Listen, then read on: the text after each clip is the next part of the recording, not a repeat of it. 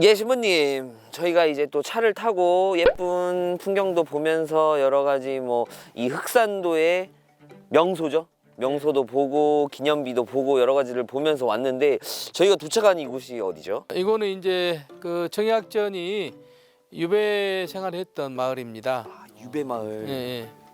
그리고 이제 정약전의 영향을 받아서 이 마을은 신안군에서 유배문화공원으로 지정을 해서 관리하고 있는 그런 마을이기도 합니다. 보통 우리가 이제 유배를 얘기할 때 세 가지 종류로 얘기하는데 이제 가장 이제 낮은 단계가 본향안치라고 그러죠. 이게 무슨 말이냐면은 자기가 태어났던 그 고향에 가까운 곳으로 유배를 보내는 것을 본향안치라고 한다고 합니다. 그래서 본향안치를 이제 당하는 사람들은 가족들하고도 함께 생활할 수도 있고 제자들도 거느릴 수가 있고 그래서 조금은 자유롭게 유배 생활을 할 수 있었다라고 이렇게 얘기할 수 있겠죠. 네.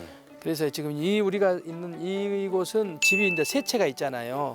그러니까 혼자 와서 유배 생활하는 게 아니라 가족이나 또 이제 제자들도 거느릴 수가 있기 때문에 이제 여러 채의 집이 있는 것이고 이제 올라가다 보면은 좌측에 이제 그 윗단계 절도 안치 보통 그 왕족이나 고관 대작들이 에게 행해지는 이제 유배형인데 절도 안치는 이제 옛날에는 두문불출령이라고 했다고 그래요. 그러니까 지금으로 말하면 가택연금을 하는 거죠. 집이 있고 그 주변에 웅덩이를 파놓고 그래서 들어가는 입구만 이 감시를 하면 되게끔 그렇게 되어 있었다고 합니다. 그리고 이 절도 안치를 당하는 사람들은 가족들하고 같이 생활하거나 그런 건 불가능하고 부모님이나 결혼한 자녀들하고 상봉만 하게 되는. 그리고 이제 가장 이제 그 심한 유배형이 위리안치입니다. 위리안치. 위리안치는 집의 구조가 아니고 그냥 뭐 돌담이나 뭐 가시나무로 이렇게 울타리를 쳐놓고 그 안에서 이제 죽음을 기다리는 안치. 여러분 옛날에 사극에 보면 임금이 유배를 딱 보내고 난 다음에 한 2, 3일 있다가 사약을 딱 보내잖아요. 네. 그럼 그 사약 먹고 죽는 그런 장면들을 가끔 볼 수 있었잖아요. 네. 그런 것처럼 위리안치를 당하는 사람들은 이제 유배로 왔다는 고통보다는 죽음을 기다리는 고통이 훨씬 더 컸을 것이다라고 이렇게 해서 위리안치라는 이 세 가지 형태의 유배형이 있었다고 합니다. 그러면 지금부터 네. 올라가면서 정약전이 실제로 유배 생활을 했던 네. 그 복성제라는 거를 좀 볼 수 있도록 하겠습니다. 네. 네. 약간 절도 안치에 대해 설명해 주세요. 그거를.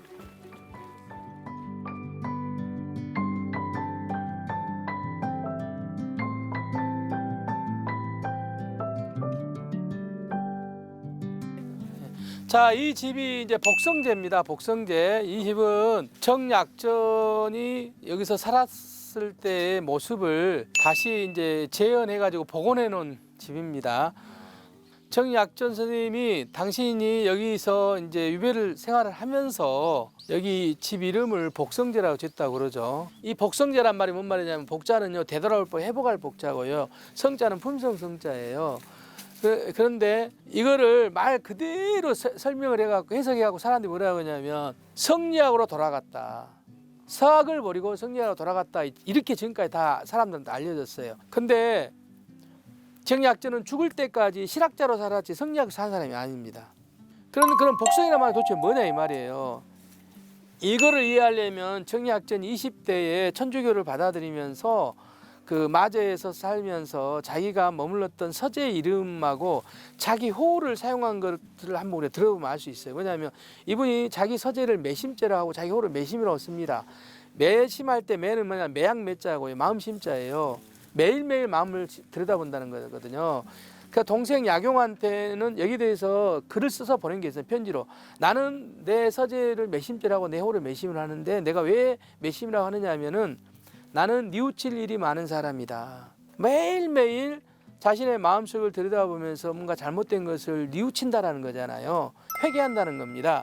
매양 매자하고 그 마음심자를 합치면 해결 해자가 돼요. 한자에 보면. 그리스도교에서는 그러잖아요. 늘 우리는 하나님 앞에 죄 많은 인간이다. 늘 마음을 들여다봐야 된다. 매일 밤마다 오늘 하루의 삶을 돌아보고 성찰한 시간을 갖는단 말이에요. 그게 양심 성찰이에요. 이분은 그때 그렇게 산 거예요. 그러면서 자기 호를 매심이라고 자기가 수양을 하는 훈련을 하는 그 자기 서재 이름을 매심죄로 한 겁니다. 그럼 여기 왔을 때는 복성이 왜 뭐라고 왜 복성이 했었을까?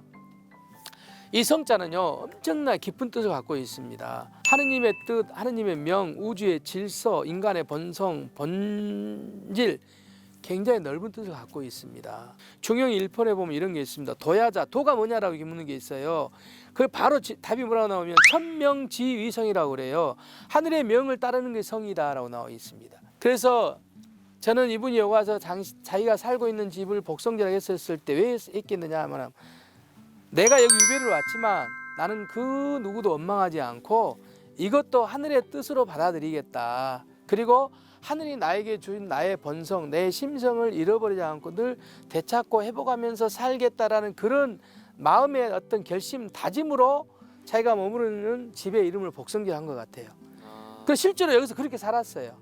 정말 이름 없는 익명의 그리스도교인처럼 여기서 그리스도의 사랑을 마을 사람들한테 전파하면서 살았던 굉장히 참 그리스도인이다라고 저는 그렇게 생각을 하거든요. 실제로 이분 흔적을 보면 그런 걸 우리가 발견할 수 있습니다. 예. 아무튼 그걸 생각하면서 일단 안으로 들어가서 또 보도록 하겠습니다.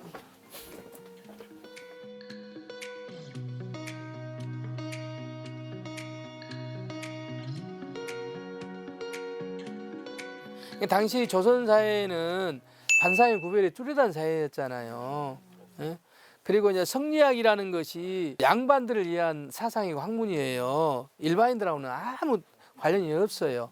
나중에 천주교가 우리나라에 들어와서 처음에는 양반들을 토대로 시작을 했지만 나중에는 중인이나 상민들로 이렇게 막 넘어가잖아요. 이제 그게 뭐냐면은 천주교의 이제 반상의 구별이 없는 평등한 그 하층민들하고도 같이 어울리고 서로 이렇게 얼굴도 대면하면 얼굴도 대면하고 같이 뭐 음식도 나눌 수 있고 하는 이런 것들이 사실은 이제 일반 서민들한테는 상당히 센세이션을 불러일으킨 거죠. 그 평등 사상이. 정의학저는 여기 와서 내가 양반이다라고 산 게 아니라 정말 실학자로서 어떤 반상의 어떤 그런 구별들을 타파하고 정말 평등하게 모든 사람들을 대하며 살았다는 거죠.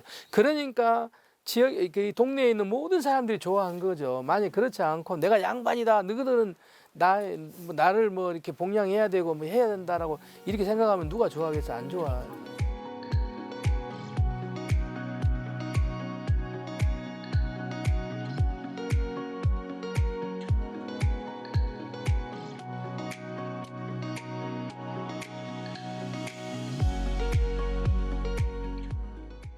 그 공소는 신부가 상주하지 않는 곳을 공소라고 합니다. 신부가 상주하는 것을 우리가 성당이라고 하고요. 상주하지 않는 걸 공소라고 하고 공소는 보통 이제 그 어느 본당에 속해서 본당 신부가 정기적으로 이렇게 방문해가지고 미사를 거행하거나 또 신사들 교육을 하거나 방문하거나 이렇게 하는 곳입니다. 그 여기 이 건물도 57년에 이 주변에서 그 바닷가에 있는 몽돌 주워다가 이렇게 지은 건물입니다. 이것도 골조는 57년에 지어진 골조 그대로입니다. 좋습니다. 그럼 또 다음 장소로 이동을 해볼까요? 다음 장소로 자, 모르시는 분들 있을까 봐.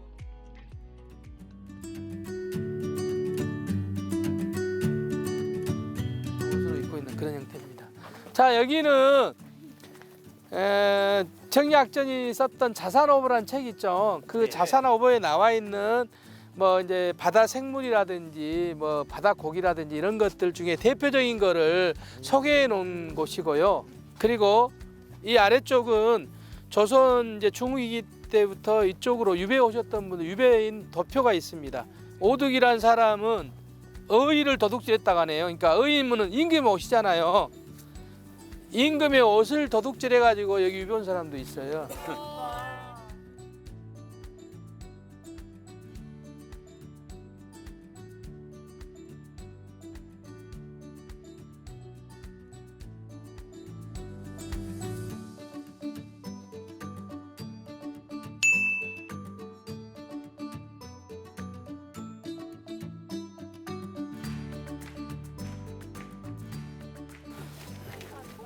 예.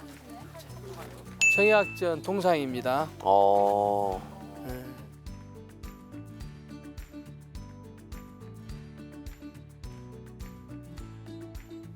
저희가 살았던 집의 이름을 복성지라고 지은 거 보면 네. 제가 생각할 때는 그냥 모든 것들을 다 하늘의 뜻으로 받아들이면서 그렇게 그냥 이 지역에 통화대하고 살려고 하셨지 않았을까. 아니 그렇지 않으면 뭐 자산화보 같은 거 쓸 뭐 그런 생각하겠어요. 맞아요. 그냥 뭐 소리 났겠지. 시간을 뭐 때우려고 했거나 그렇게 했을 텐데 맞죠? 예.